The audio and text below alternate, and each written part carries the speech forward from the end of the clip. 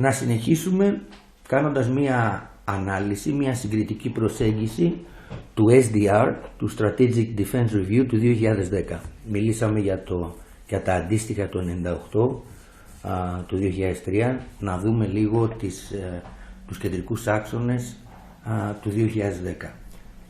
Το κύριο χαρακτηριστικό, αν θέλετε η λέξη κλειδί που δίδεται σε αυτό το SDR, είναι η αβεβαιότητα. Γι' αυτό και χρησιμοποιούν τον όρο uncertainty. Securing Britain in an age of uncertainty. Αυτό μας δείχνει τον προσανατολισμό γενικά που θα έχει αυτός ο σχεδιασμός. Είναι σαφές μέσα από αυτό το SDR ότι οι Βρετανοί βρίσκονται σε μια διαδικασία αξιολόγησης των συνθήκων του διεθνούς συστήματος, των μεταβολών που έχουν επέλθει και στο εσωτερικό της χώρας βέβαια, και προσπαθούν να κωδικοποιήσουν αυτά τα οποία έρχονται. Γι' αυτό το λόγο δημιούργησαν και ένα Εθνικό Αμυντικό Συμβούλιο, το οποίο θα συνδράμει και αυτό μαζί με την κυβέρνηση στη χάραξη στρατηγικής. Το πρώτο και πλέον σημαντικό ζήτημα που τίθεται στο SDR είναι η τρομοκρατία. Είναι ο ριζοσπαστισμός, ο εξτρεμισμός, κάτι το οποίο οι Βρετανοί θεωρούν ότι αποτελεί πρωτεύουσα απειλή κατά της ασφάλειας της χώρας. Το δεύτερο στοιχείο είναι οι μειώσεις που προβλέπονται για τον αμυντικό προϋπολογισμό, οι οποίες θα πρέπει εξ ανάγκης να προσαρμοστούν στα οικονομικά δεδομένα της χώρας. Μιλάμε για μειώσεις όσον αφορά τις αμυντικές δαπάνες, αλλά ακόμα μείωση και του ανθρώπινου δυναμικού. Θα μειωθούν, το είχαμε δει και στα προηγούμενα SDR, θα μειωθεί ο αριθμός των ενόπλων δυνάμεων. Το πρόβλημα είναι σαφές ότι ήταν δημοσιονομικό.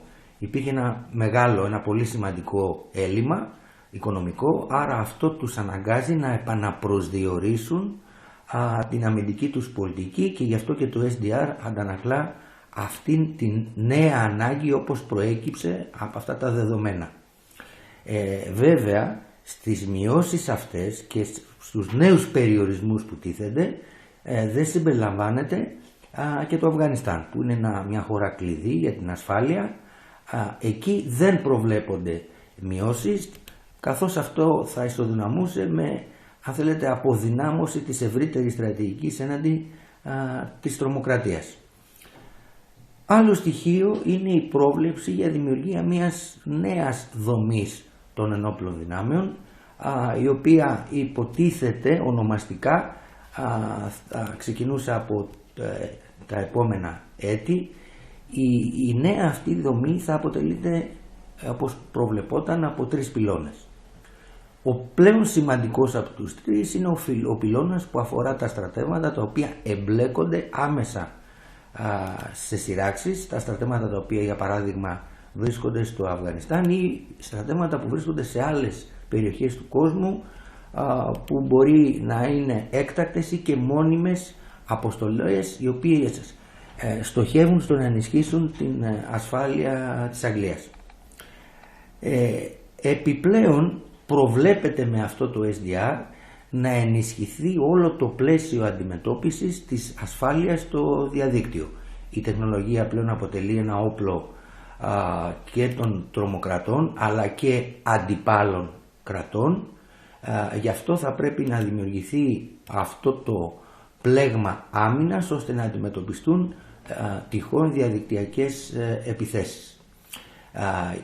Δημιουργείται ένα κέντρο στα πλαίσια ενός προγράμματος για την διαδικτυακή ασφάλεια, και αυτό θα είναι υπεύθυνο για να λαμβάνει αποφάσεις.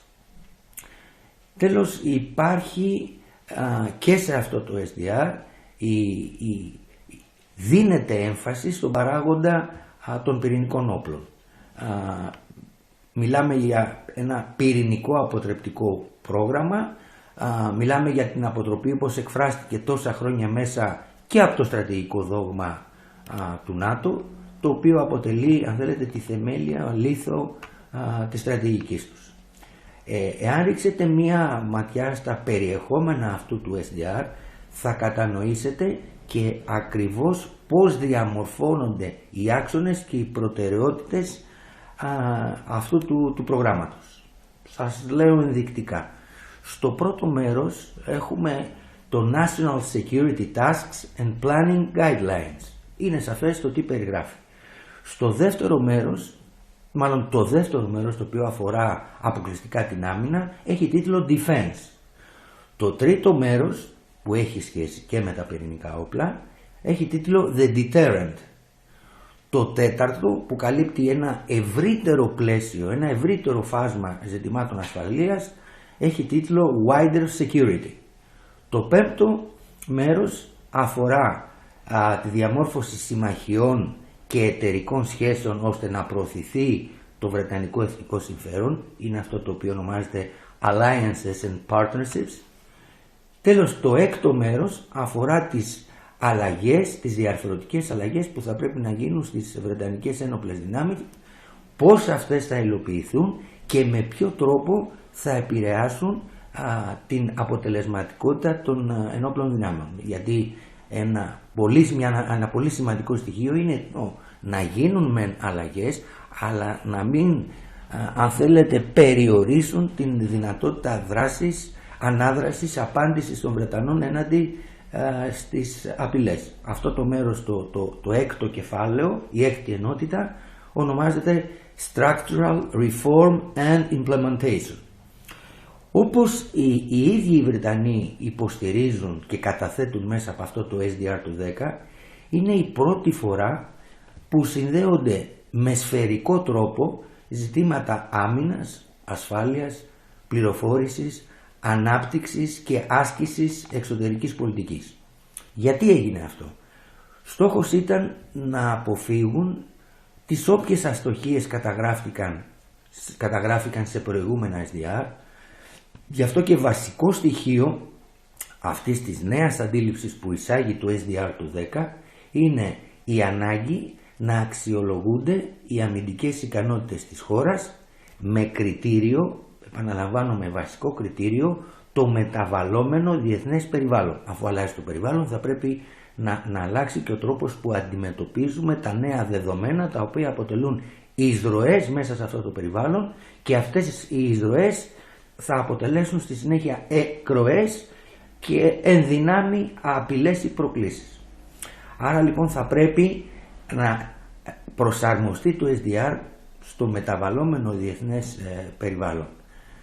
Επαναλαμβάνω, αυτό θα πρέπει να γίνει μέσα από την ανάγκη μείωσης των ενόπλων δυνάμεων και την αποφυγή επιλογών που επιβαρύνουν τον αμυντικό προϋπολογισμό χωρίς ουσιαστικά να προσφέρουν ανάλογα στρατηγικά ωφέλη. Τι άλλο κάνει αυτό το SDR? Χαρτογραφεί τις ανάγκες που έχει η χώρα με προοπτική του 2020, ωστόσο υπογραμμίζεται ότι ο προγραμματισμός αυτός που χαράσεται με το 10 αφορά την πενταετία 2015. Βλέπουν και τον ορίζοντα του 20, αλλά αυτά είναι πενταετή προγράμματα, κάτι ανάλογο που είχαμε και στην Ελλάδα με τα περίφημα ΕΜΠΑΕ προηγουμένων ετών. Λοιπόν, τέλος, θα πρέπει να σημειώσετε αυτούς τους δύο κεντρικούς άξονες που αναφέραμε και πριν. Πρώτον, το ζήτημα του Αφγανιστάν, το οποίο αφορά τη διεθνή ασφαλεία και στο οποίο οι Βρετανοί δίνουν μεγάλη έμφαση, και δεύτερον, την οικονομική κατάσταση της χώρας, φαίνεται μέσα στο κείμενο αυτό, η οποία σε πολύ μεγάλο βαθμό θα κρίνει και τον τρόπο που θα μπορέσουν ορθολογικά με επιτυχία να αντιμετωπίσουν τις νέες προκλήσεις που εμφανίζονται ή που εξελίσσονται.